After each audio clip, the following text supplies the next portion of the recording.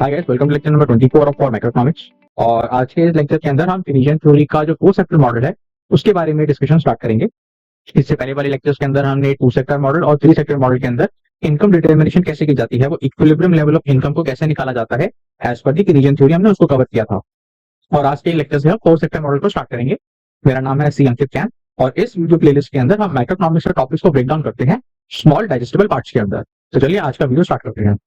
सबसे पहले हमें ये समझना पड़ेगा कि जो ये फोर सेक्टर मॉडल है, इस फोर सेक्टर मॉडल के अंदर कौन कौन से सेक्टर्स है जो इंट्रोड्यूस किए होते हैं।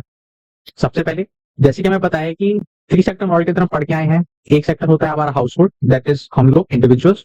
फिर आते हैं हमारे पास फर्म्स जो कि प्रोड्यूसर्स होती हैं, सामान जो मैन्युफैक्चर वगैरह करती हैं। और फिर हमने जब थ्री सेक्टर मॉडल पढ़ा था तो हमने एक सेक्टर इंट्रोड्यूस किया था गवर्नमेंट के नाम का, सरकार का। सरकार आपसे टैक्सेस कलेक्ट करती है तो आपकी इनकम कम हो जाती है। और सेकंड, सरकार खर्चा करती है, एक्सपेंडिचर करती है, जिससे इकोनॉमी के अंदर डिमांड जनरेट होती है। Now the fourth sector which comes in this four sector model, तो उसको हम बोलते हैं rest of the world.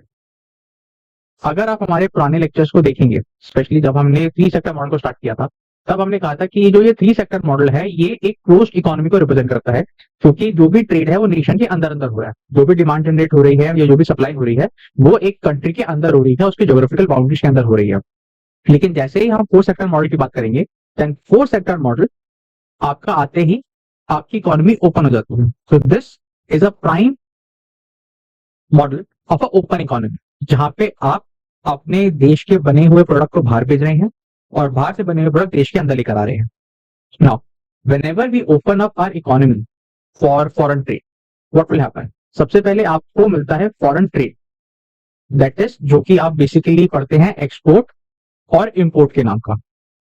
This is the very first thing which happens when you open your economy to the rest of the world. Export को हम आगे जाके पढ़ेंगे कि हम इसको एक्स से रिप्रेजेंट करेंगे, इंपोर्ट को हम एम से रिप्रेजेंट करेंगे, but that is for the further discussion.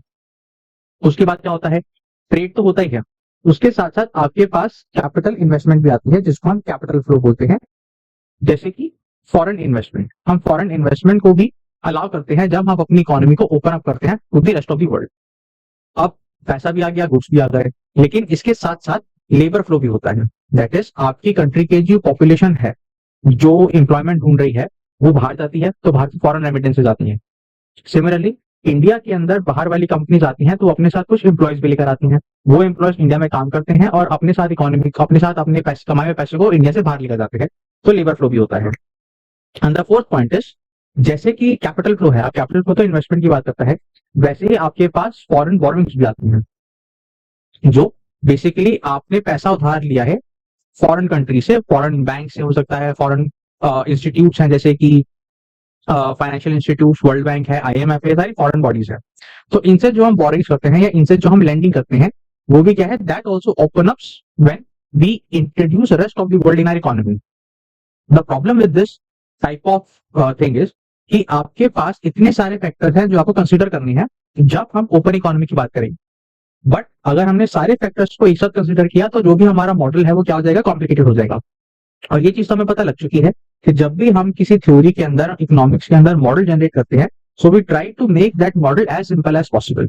तो यहाँ पे हम खाली जो फॉरेन ट्रेड है हम उसको लेके चलेंगे, रेस्ट ऑफ दी चीजों को हम इग्नोर करके चलेंगे फॉर द टाइम बिंग। जो भी अब हम इनकम डिटर्मिनेशन पढ़ेंगे उसके अंदर हम ये मान के चलेंगे कि भाई हमारा रेस्ट ऑफ द वर्ल्ड के साथ फॉरेन ट्रेड हो रहा है, कैपिटल फ्लो, लेबर फ्लो और फॉरेन बोरिंग से इतना फर्क नहीं पड़ता। तो अगर मैं आपको अब एक ओवरव्यू देना चाहूं, let's start with the overview. अब इस पर्टिकुलर टॉपिक को समझने के लिए आपको पुरानी चीजों के बारे में थोड़ा बहुत आइडिया होना चाहिए। जैसे कि हमने पढ़ा था कि हमारी जब इकोनॉमी इक्विलिब्रियम में होती है तो हमारा जो एग्रीगेट डिमांड और एग्रीगेट सप्लाई दोनों इक्वल होते हैं when we talk about the equilibrium. और इसी लेवल पे हम इनकम डिटर्मिनेशन करते हैं केनेजियन थ्योरी के अंदर। जब भी हम डिमांड की बात करते हैं तो हमारी इकोनॉमी में डिमांड कौन जनरेट करता है? आप जैसे मुझे से लोग, वो हो गए कंज्यूमर्स, प्लस जितने भी फर्म्स वगैरह हैं, प्रोड्यूसर फर्म्स हैं, that is I. I stands for your investment expenditure जो कि फर्म्स वगैरह करती हैं, और प्लस जो सरकार करती है खर्चा, गवर्नमेंट एक्सपेंडिचर। लेकिन इसके साथ साथ आपकी इकोनॉमी से जब सामान बाहर जाता है, एक हमने पढ़ना है एक्सपोर्ट। एक्सपोर्ट का मतलब क्या होता है कि इंडिया की टेरिटरी से सामान जा रहा है मान लीजिए यूएसए के अंदर, so the goods are flowing out of the economy, but there is something which is coming in, which is money. अब जैसे ही आपकी इकोनॉमी में पैसा आएगा तो आपकी डिमांड बढ़ेगी, तो एक्सपोर्ट करने से क्या होता है, आपके पास पैसा आता है, there is inflow of money, and this inflow of money further leads to creation of demand. Similarly जब हम एग्रीगेट सप्लाई की बात करते हैं, तो आपकी सप्लाई इक्वल होती है आपके इनकम की। अब इनकम का आप क्या करते हैं, अगेन या तो आप कंज्यूम कर लेंगे, या तो आप सेव कर लेंगे, या उसमें से आप टैक्सेस पे कर देंगे, या आप बाहर से कोई सामान खरीदें, दैट इज आप इंपोर्ट करेंगे। Import sorry is represented by M. Import करने का मतलब क्या होता है, आप इंपोर्ट करने का मतलब है कि आपकी इंडिया के अंदर आपने अमेरिका से क्या मंगाया है, कोई गुड्स मंगाए हैं, और उसके लिए आप फिर आप क्या करते हैं, पेमेंट करते हैं। So import leads to your reduction in your income. आपकी इनकम लेवल कम हो जाती है जब आप अपनी इकोनॉमी में इंपोर्ट कराते हैं। तो रफली आगे जाके हमें ये चीज पढ़ेंगे जब हम एग्रीगेट डिमांड पढ़ेंगे विद द एक्सपोर्ट फंक्शन, तो उसके अंदर हम पढ़ेंगे जो आपकी एग्रीगेट डिमांड है वो बेसिकली हो जाती है सी प्लस आई प्लस जी, प्लस जो आपके पास पैसा आ रहा है एक्सपोर्ट करने की वजह से, माइनस जो पैसा जा रहा है इंपोर्ट करने की वजह से। और ये जो है ये X minus M which is export minus import, ये काफी नामों से जाना जाता है। आप इसको नेट एक्सपोर्ट की कैटेगरी में डाल सकते हैं, आप इसको ट्रेड बैलेंस की कैटेगरी में डाल सकते हैं, you can call it anything, but the idea is ये चीज हम आगे जाके क्लास के एंड में भी इसको एक बार फिर से ड्राइव करेंगे। Now to understand how this aggregate demand और कम्स अबाउट, जिसमें हम एक्सपोर्ट माइनस इंपोर्ट को इंट्रोड्यूस करते हैं, हमें इसमें दो चीजें समझनी है। सबसे पहले कि जैसे कि हमने पढ़ा कि फॉरेन सेक्टर के अंदर when we introduce the rest of the world foreign sector, तो हम खाली फॉरेन ट्रेड पर फोकस करते हैं। फॉरेन ट्रेड का मतलब क्या होता है, एक्सपोर्ट करना और इंपोर्ट करना। एक्सपोर्ट करने का मतलब है कि मेरे गुड्स की बाहर के मार्केट में क्या डिमांड है, दैट इज माई एक्सपोर्ट, और फॉरेन गुड्स की मेरी डोमेस्टिक में क्या डिमांड है, दैट इज इंपोर्ट। तो हमें दो चीजों को यहाँ पे डिटरमाइन करना पड़ेगा, एक्सपोर्ट को और import. So let's start with the export. So when we talk about export determination, अब यहाँ पे फर्स्ट ऑफ ऑल अंडरस्टैंड कि there are a lot of factors which are affecting your export. सबसे पहले हम बात करते हैं इंटरनल फैक्टर्स। अब इंटरनल फैक्टर्स आपको नाम सुन के पता लगा होगा कि ये किसी भी इकोनॉमी के, जो इकोनॉमी एक्सपोर्ट कर रही है, ये फैक्टर्स उसके अंदर है, और क्योंकि ये फैक्टर्स उसके अंदर है तो कहीं ना कहीं इकोनॉमी, वो कंट्री, वो नेशन इन फैक्टर्स को कंट्रोल कर सकता है या प्रभावित कर सकता है। हम फटाफट कवर करते हैं। सबसे पहले इंटरनल फैक्टर अगर आप माने तो भाई आपके पास सरप्लस है भी। अगर मान लीजिए आप गेहूं एक्सपोर्ट कर रहे हैं, राइस एक्सपोर्ट कर रहे हैं, तो जो कंट्री एक्सपोर्ट कर रही है वो तभी तो एक्सपोर्ट कर पाएगी अगर उसके पास सरप्लस होगा। सेकेंड थिंग, जब भी हम इंटरनल फैक्टर की बात करते हैं तो हम बात करते हैं कि भाई आपकी जो फॉरेन ट्रेड पॉलिसी है, हर एक कंट्री की एक फॉरेन ट्रेड पॉलिसी होती है। वो पॉलिसी रफली ये डिपेंड करती है कि वो कंट्री जब भी कोई सामान एक्सपोर्ट करेगी या जिस कंट्री के साथ एक्सपोर्ट करेगी तो उसके साथ क्या रूल्स एंड रेगुलेशन फॉलो की जाएंगी, that is a foreign trade policy. कुछ फॉरेन ट्रेड पॉलिसी होती हैं जो कि ओपन होती हैं, मतलब कोई रिस्ट्रिक्शन नहीं होती, लेकिन कुछ फॉरेन ट्रेड पॉलिसीज होती हैं जो कि रिस्ट्रिक्टिव होती हैं। इसीलिए आपकी कंट्री का एक्सपोर्ट कैसा है, वहां पे आपकी ट्रेड पॉलिसीज कैसी हैं, फॉरेन ट्रेड पॉलिसीज कैसी हैं, उसका भी फर्क पड़ता है।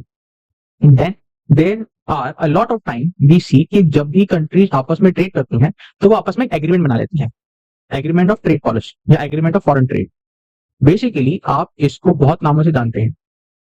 आप और हम एक एग्रीमेंट साइन कर देंगे एक पर्टिकुलर आइटम को लेकर कि भाई हमारी कंट्री से आपके पास ये आएगा और आपकी कंट्री से हमारे पास ये आएगा।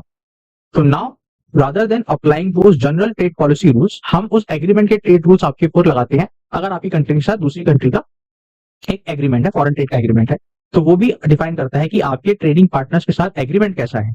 वो भी आपकी एक्सपोर्ट पॉलिसीज को बहुत हद तक कंट्रोल करता है या डिफाइन करता है।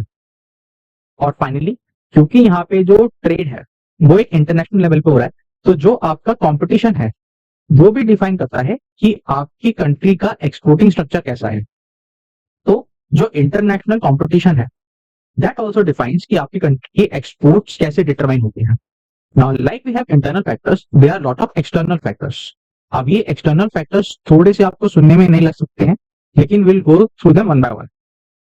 सबसे पहले अगर हम एक्सटर्नल फैक्टर्स की बात करें तो आपकी इकोनॉमी से जो गुड्स बाहर जा रहे हैं उनका रिलेटिव प्राइस क्या है। रिलेटिव प्राइस किसका, आपके पास एक तो डोमेस्टिक गुड है जो आप अपनी कंट्री से दूसरी कंट्री में भेज रहे हैं, और हो सकता है वो गुड ऑलरेडी उस कंट्री में एग्जिस्ट करता हो, दैट इज जो फॉरेन गुड है।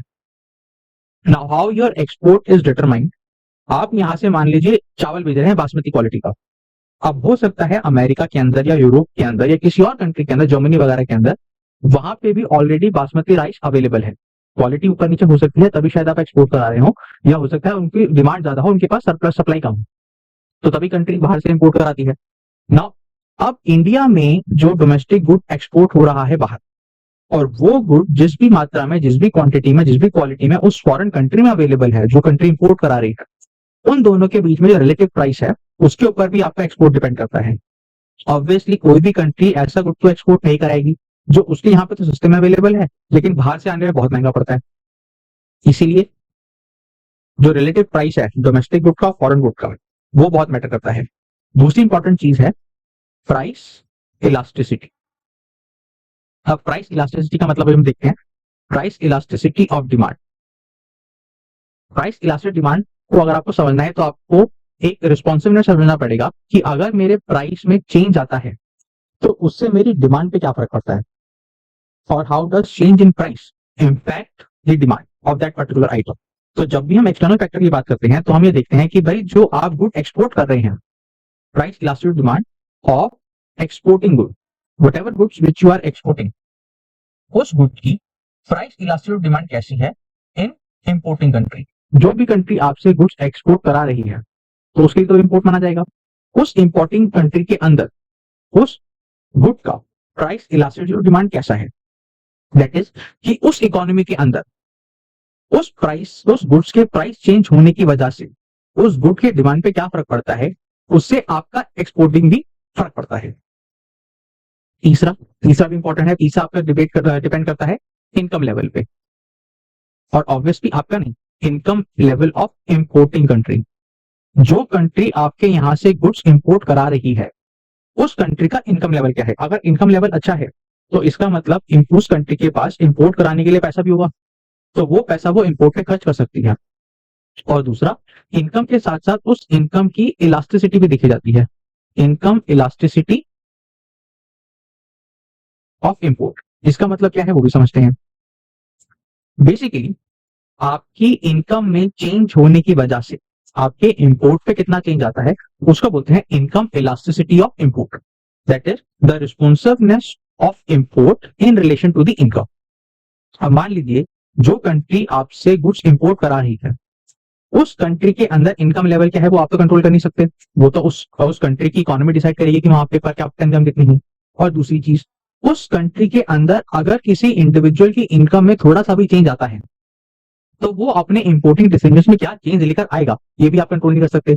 लेकिन उसका जो भी रिलेशन है इनकम और इंपोर्ट के बीच में, उससे आपका एक्सपोर्ट भी रिलेट करता है। Therefore it is a factor which affects your export, but this factor is not in your control, therefore it is a external factor. And if just like you have your trade policies, वैसे ही जो country आपसे import करा रही है उसकी भी trade policy होती है। भाई हर एक कंट्री की अपनी भी ट्रेड पॉलिसी है, तो जो कंट्री आपसे सामान इंपोर्ट करा रही है उस कंट्री की ट्रेड पॉलिसी क्या है वो भी तो डिफाइन करेगी कि आपका एक्सपोर्ट कैसा है। एंड फाइनली फॉरेन एक्सचेंज, ये भी एक इंपॉर्टेंट पॉइंट है कि फॉरेन एक्सचेंज आपको क्यों चाहिए। क्योंकि अभी जो आप ट्रेड कर रहे हैं, अगर आप सिर्फ इंडिया के अंदर ट्रेड करते हैं तो there is no issue of currency, there is no issue of payment. Why? क्योंकि दिल्ली में भी रुपये अवेलेबल है, एक्सेप्टेबल है, कर्नाटक में भी रुपये एक्सेप्टेबल है, all over the country in India रुपये is acceptable as a means of exchange, as a form of currency. But when the trade happens between two countries, मान लीजिए इंडिया और अमेरिका के अंदर इंपोर्ट होता है, ट्रेड होता है, तो इंडिया तो रुपये में पे करना चाहेगा और यूएस करेगा कि भाई मुझे डॉलर चाहिए, because for me dollar is an acceptable currency. So then you need foreign exchange, कि आपको एक ऐसा बंदा चाहिए जो आपसे रुपये लेके डॉलर में कन्वर्ट कर दे। अब वो किस रेट पे कन्वर्ट कर रहा है वो भी आपके एक्सपोर्टिंग डिसीजन को कन्वर्ट करेगा। अगर रेट आपके फेवरेबल है, कि अब फेवरेबल का रेट का मतलब क्या है कि मान लीजिए कम रुपए देने पे आपको डॉलर मिल रहा है, अगर 40 रुपए देने पे आपको डॉलर मिलता है तो आप सोचेंगे हाँ भाई अपना एक्सपोर्ट कर देते हैं। सॉरी, अगर आपको, हाँ जी, अगर 40 रुपए देने पे आपको डॉलर मिलता है या $1 कन्वर्ट होकर आपको 40 रुपए मिलता है तो आप खुशी खुशी एक्सपोर्ट करोगे। अब लेकिन मान लीजिए उस रुपये का प्राइस आप कम कर दीजिए कि आप उस डॉलर के बदले आपको खाली 30 रुपीज मिलेंगे, 35 रुपीज मिलेंगे, तो आप क्या बोलोगे भाई मैं एक्सपोर्ट क्यों करूँ, कि भाई पहले तो मुझे 40 रुपए मिल रहे थे ना, अब मुझे मैं डॉलर में बेचूंगा मुझे खाली 35 रुपीज मिलेंगे, तो रादर दैन मैं 38-39 रुपीज में इंडिया में बेच दूं। तो the foreign exchange rate also impact exporting decisions, and this foreign exchange rate is not in your control, क्योंकि by and large इस वर्ल्ड के अंदर जितनी भी इकोनॉमीज हैं उन सब ने अपने फॉरेन एक्सचेंज रेट्स को कहीं ना कहीं फ्लोटिंग कर दिया है। फ्लोटिंग का मतलब ये होता है कि आप कोई अथॉरिटी नहीं है कि ये फॉरेन एक्सचेंज रेट को डिसाइड करे, कि भाई अगर इकोनॉमी के अंदर कोई एक अथॉरिटी आपके फॉरेन एक्सचेंज रेट को कंट्रोल नहीं कर रही है, तो इसका मतलब ये है कि ये जो एक्सचेंज रेट है, this is by and large decided by the forces of the market, demand and supply. कि अगर भाई डॉलर की डिमांड ज्यादा है तो डॉलर का कन्वर्जन रेट बढ़ जाएगा, डॉलर की वैल्यू अप्रिशिएट हो जाएगी, एंड वाइस वर्सा। हर एक इकोनॉमी का अपना एक एक्सचेंज रेट होता है, हर एक करेंसी का अपना एक्सचेंज रेट होता है हर एक करेंसी के साथ। Now the problem with this thing is कि you can say sir there are lot of factors, there are 4 to 5 internal factors and there are 5 external factor जो हमने मेंशन करे हैं। क्या हर एक को ट्रैक करके एक्सपोर्ट को डिटरमाइन किया जा सकता है? क्योंकि अगर किसी का पॉजिटिव इंपैक्ट है तो दूसरे फैक्टर का नेगेटिव इंपैक्ट हो जाएगा, अगर इसका पॉजिटिव है तो उसका नेगेटिव हो जाएगा, तो उनका क्या रिलेशन बैठेगा? हो सकता है इसका फिर से पॉजिटिव आ जाए, इसका भी फिर से पॉजिटिव आ जाए, लेकिन एक्सटर्नल फैक्टर में कोई नेगेटिव इंपैक्ट चल रहा हो। सो टू कीप इट सिंपल, अगर हम केनेडियन थ्योरी के अंदर जब एक्सपोर्ट को डिटरमाइन करते हैं तो हम ये मान के चलते हैं कि भाई जो हमारा एक्सपोर्ट है, एक्सपोर्ट इज कांस्टेंट, या जिसको हम बोलते हैं इट इज डिसाइडेड एक्सोजीनियस। इसका मतलब हमारा मॉडल एक्सपोर्ट को नहीं निकालता, हमारे मॉडल के अंदर एक्सपोर्ट आ जाता है, दिया होता है जो कि हमें फॉलो करना होता है, वो हम नहीं निकालेंगे, हमें बता रखा होगा, it is a given factor, और इसको हम रिप्रेजेंट करते हैं capital X. This is the symbol of my export, और ये आपका एक्सपोर्ट बन जाता है आपकी एग्रीगेट डिमांड के। Now just like we have export, we have another determinant जो कि हमें इस पर्टिकुलर 4 सेक्टर मॉडल के अंदर पढ़ना है, जिसको हम बोलते हैं import. Now, just like export, import is also affected by a lot of factors. Again, वो factors external भी हो सकते हैं, internal भी हो सकते हैं। मैं उनको बहुत छोटे छोटे पॉइंट में ब्रेक डाउन कर देता हूँ। सबसे पहला अगेन रिलेटिव प्राइस है। अब मान लीजिए इंडिया कोई चीज इंपोर्ट करा रहा है, अब इंडिया ने अगर कोई चीज इंपोर्ट कराई है तो हो सकता है उस पर्टिकुलर आइटम का कोई सब्सटीट्यूट या वही आइटम इंडिया में भी अवेलेबल हो सकता है क्वालिटी थोड़ी कम ज्यादा हो सकती है तभी आप इंपोर्ट करा रहे हैं, लेकिन इन some form or in some substitute form that item might be available in India also. अब उस पर्टिकुलर कमोडिटी का प्राइस इंडिया में क्या है, और जो सामान आप बाहर से मंगा रहे हो इंडिया में उस सामान का प्राइस क्या है, तो इंपोर्टिंग कंट्री के अंदर जो कंट्री इंपोर्ट करा रही है उसके अंदर उस पर्टिकुलर प्रोडक्ट का डोमेस्टिक प्राइस क्या है और फॉरेन प्राइस क्या है, और इसके साथ साथ क्या हमारे पास उसका कोई सब्सटीट्यूट अवेलेबल है, क्योंकि अगर आपके पास सब्सटीट्यूट अवेलेबल है तो देन देयर आर चांसेस कि आपका इंपोर्टिंग डिसीजन नेगेटिवली इफेक्ट हो कि भाई आप इंपोर्ट ना कराएं। दूसरा, जैसे कि हमने बात करी थी इनकम लेवल की एक्सपोर्ट के अंदर, तो यहाँ पे भी आपका इनकम लेवल का काफी फर्क पड़ता है। इंपोर्ट कराने के लिए आपको चाहिए पैसा, और पैसा आपका डिपेंड करता है इनकम से। ना if income level in your country is not very good, अगर आप सरप्लस इनकम नहीं बचा पाते तो हो सकता है कि आप इंपोर्ट भी ना कराएं, आप कोई सब स्टैंडर्ड गुड से काम चला लें। हम एक नॉर्मल एग्जांपल लेते हैं गाड़ी की, कि भाई अगर आपके पास इतना इनकम लेवल नहीं है तो हो सकता है कि आप फॉरेन ब्रांडेड गाड़ियां ना लें, आप इंडिया की किसी गाड़ी से काम चलाएं क्योंकि आपका उतना इनकम लेवल नहीं है। सिमिलरली एक इनकम इलास्टिसिटी भी देखी जाएगी, वही जो हमने एक्सपोर्ट के अंदर डिफाइन करी थी कि भाई आपकी इकोनॉमी के अंदर आपकी इनकम चेंज होने की वजह से आपके इंपोर्टिंग डिसीजन पे क्या फर्क पड़ता है, तो इनकम इलास्टिसिटी ऑफ इंपोर्टेबल या importing goods. Basically the idea behind this is कि आपकी इनकम क्या, आपका इंपोर्टिंग गुड्स का डिसीजन क्या रिस्पॉन्स करता है with the change in your level of income. Then अगर जब भी आप अपनी इकोनॉमी के अंदर आप सामान मंगाते हैं तो आपने जरूर एक शब्द सुना होगा जिसका बोलते हैं कस्टम ड्यूटी, उसको हम बोलते हैं कि भाई आपकी टैरिफ पॉलिसी क्या है। Basically the idea behind tariff policy is कि आप कोई भी कंट्री चाहती है कि वो अपने आप सेल्फ सफिशिएंट बने किसी भी चीज की प्रोडक्शन के लिए, and which is a good thing, self reliance या आत्मनिर्भरता।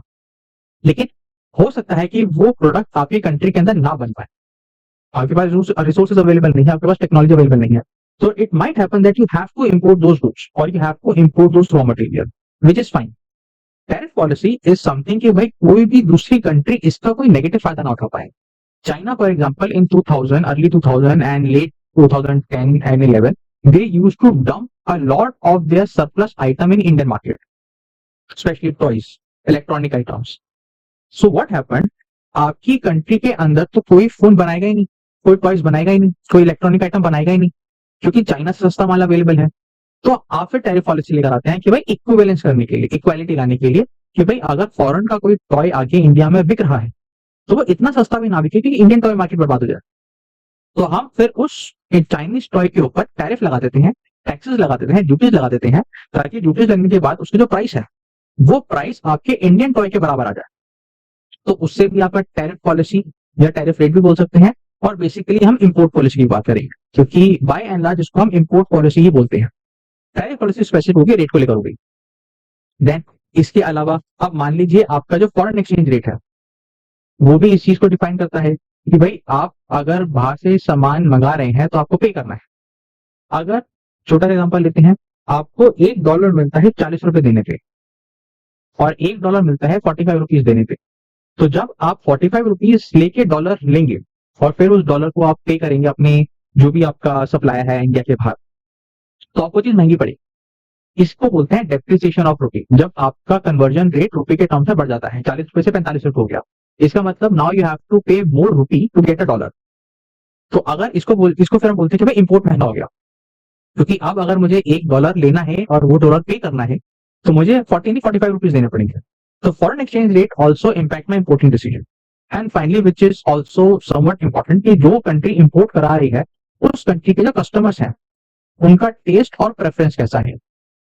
फॉर एग्जाम्पल अगर हम बहुत बेसिक एग्जाम्पल ले आईफोन का, now right now iPhone are being assembled in India, but there was a time when iPhones were imported from the foreign markets in the India. Now क्योंकि India के अंदर उस particular brand को लेके एक preference थी, एक टेस्ट था, there were people who wanted to buy it, although those people were not in such a significant number, but still they wanted to buy. So therefore there was import of iPhones in India. So this means कि आपकी country के अंदर किसी product को लेके क्या test है, क्या प्रेफरेंस है, क्या एक्सेप्टेंस है, उससे भी आपके इंपोर्टिंग डिसीजन एक्सेप्ट होते हैं। वो आईफोन के ऊपर इतनी ड्यूटी लग जाती थी कि वो 50-60 हजार रुपए का आईफोन लाख लाख रुपए का जाता था, but still the import was there. Still there were companies, there were people who were importing those iPhone to sell in the Indian market. उसका यही रीजन है क्योंकि demand. Now from this import you can also again come to a conclusion कि there are a lot of factors जो कि importing decisions को impact करती हैं। तो क्या हम इसको भी कांस्टेंट मानेंगे? इसका आंसर है नहीं। एक्सपोर्ट की तरह इंपोर्ट को भी हम कांस्टेंट नहीं मानते। रीजन, क्योंकि इंपोर्ट आपकी कहीं ना कहीं इनकम लेवल के ऊपर भी डिपेंड करता है। अगर आपकी इनकम लेवल अच्छी है तो आप इंपोर्ट करेंगे, इसका मतलब import also becomes a function of your income. Just like taxation that there is a lump sum tax which is autonomous taxation plus there is a tax which depends upon your income. Similarly जो आपका import function है वो भी इन सारे factors को मिलाकर depend करता है आपके इनकम लेवल के ऊपर। So import function will be again decided autonomously, that is your autonomous import. इसको आप कंपलसरी इंपोर्ट भी बोल सकते हैं। रीजन, क्योंकि हो सकता है इंडिया के पास ऐसे रिसोर्सेज ना हो कि फॉर एग्जांपल मान लीजिए कि वो लैपटॉप नहीं बना सकते क्योंकि हमारे पास वो चिप नहीं है, तो there is certain level of import of chips, those processing chips which we have to import. तो वो हमारा बन जाता है ऑटोनोमस इंपोर्ट, जिसको हम रिप्रेजेंट करेंगे एम डैश से। और इसके बाद there is a level of import which depends upon my income level, और उसको हम डिफाइन करेंगे आपका m small m into y. This small m is basically means marginal propensity to import. जैसे हमने MPC पढ़ा था, जैसे हमने MPS पढ़ा था, वैसे ही मार्जिनल प्रोपेंसिटी टू इंपोर्ट है। इसका मतलब यह है कि जब आपकी इनकम लेवल बढ़ती है, मान लीजिए आपकी इनकम लेवल ₹1 से बढ़ गई, तो उस इनकम लेवल के बढ़ने की वजह से आप अपने इंपोर्ट को कितना बढ़ाते हैं, या वो बढ़ी हुई इनकम का कितना हिस्सा आप यूज करते हैं फॉरेन से कोई गुड्स खरीदने के लिए। So that becomes your MPI, marginal propensity to import, या marginal propensity for import. तो जब हम import निकालते हैं, when we define the import function in Keynesian theory, so it is given by m dash plus small m y, autonomous import plus MPI into my income level. This is how we define our import function. तो export function तो simple है, x है, autonomous है, लेकिन import function आपका define होता है autonomous import से plus income level से। Now the last part of today's lecture of this particular topic is how you determine the aggregate demand. आज हम एग्रीगेट डिमांड निकालेंगे और फिर आने वाले लेक्चर में हम इस एग्रीगेट डिमांड और एग्रीगेट सप्लाई को यूज करके will find out the equilibrium level of income in 4 sector model. तो एग्रीगेट डिमांड का जैसे मैं ऑलरेडी आपको बता चुका हूं कि aggregate demand with foreign trade या फॉरेन सेक्टर, जैसे फॉरेन सेक्टर आना चाहिए क्योंकि हम लार्जली इस फॉरेन सेक्टर की बात कर रहे हैं ना। Aggregate demand first of all, like we have already discussed कि ट्रेड आपका या तो एक्सपोर्ट होगा या तो आपका इंपोर्ट होगा। और एक्सपोर्ट का मतलब क्या होता है? फॉरेन गुड्स फॉरेन मार्केट में, foreign demand of domestic product, which is your basically a definition of export, कि अमेरिका के मार्केट में इंडियन गुड्स की क्या डिमांड है। और इंपोर्ट क्या होता है? इंपोर्ट होता है कि इंडिया के अंदर domestic demand of what? Of foreign items और या foreign product. This is a largely definition of import. जब भी हम फॉरेन डिमांड की बात करेंगे, आपने इंडिया में सामान बनाया और बाहर बेचा, तो आपके पास इनकम का इनफ्लो होता है, इनफ्लो ऑफ इनकम। बट जब आपने इंडिया में इनकम कमाई और उस इनकम को यूज करके आपने अमेरिका में दे दी, क्योंकि आपको अमेरिका से आईफोन मंगाना था, तो उसको हम बोलते हैं outflow of income. Now when we talk about inflow of income, आपके पास पैसा आ गया, ये पैसा आप अपनी कंट्री के अंदर यूज करेंगे डिमांड करने पे, तो दिस रिजल्ट इन व्हाट? आपकी जो डिमांड है, आप एग्रीगेट डिमांड बोलिए, डोमेस्टिक डिमांड बोलिए, डिमांड इंक्रीजेस। लेकिन क्योंकि अब आपने अपनी आने वाली इनकम का हिस्सा बाहर भेज दिया, तो इससे आपको क्या होता है? Demand decreases. इसीलिए इंपोर्ट को हम लीकेजेस का नाम भी देते हैं, कि भाई आपने तो अपनी इकोनॉमी से पैसा बाहर ही भेज दिया। अगर आप वो पैसा इकोनॉमी के अंदर रखते हैं, इंडिया के अंदर रखते हैं, तो इंडिया के अंदर डिमांड जनरेट होती है, क्योंकि आप इंडिया के अंदर कंजम्पशन कर रहे हैं, लेकिन वो कंजम्पशन आपने इंडिया से बाहर कर दी, आपका पैसा आपके इकोनॉमी से बाहर चला गया। तो इसीलिए जब भी हम एग्रीगेट डिमांड की बात करेंगे, तो वो तो होता है कंजम्पशन एक्सपेंडिचर, जो आप जैसे हम जैसे लोग करते हैं, प्लस इन्वेस्टमेंट एक्सपेंडिचर जो प्रोड्यूसर्स फर्म्स वगैरह करती हैं, प्लस गवर्नमेंट एक्सपेंडिचर जो कि सरकारें करती हैं, प्लस एक्सपोर्ट। क्यों? क्योंकि एक्सपोर्ट करने से इनकम जनरेट होती है और इनकम जनरेट होने से डिमांड जनरेट होती है, but reduce by your import. M, ये एम आपका लार्जली पूरे एम को रिप्रेजेंट करता है, autonomous plus level of income पे जो आपका इंपोर्ट डिपेंड करता है, और ये कलेक्टिवली इसको हम बोलते हैं नेट एक्सपोर्ट। आने वाले लेक्चर्स के अंदर हम इस एग्रीगेट फंक्शन को यूज करेंगे 4 सेक्टर मॉडल के अंदर इनकम को डिटरमाइन करने के। आई होप आपको लेक्चर पसंद आया होगा। If you like this video, please like, share and subscribe. और अगर आप मार्केटिंग से रिलेटेड वीडियोस देखना चाहते हैं, तो I have a separate playlist for the marketing videos. Please, thank you so much for watching.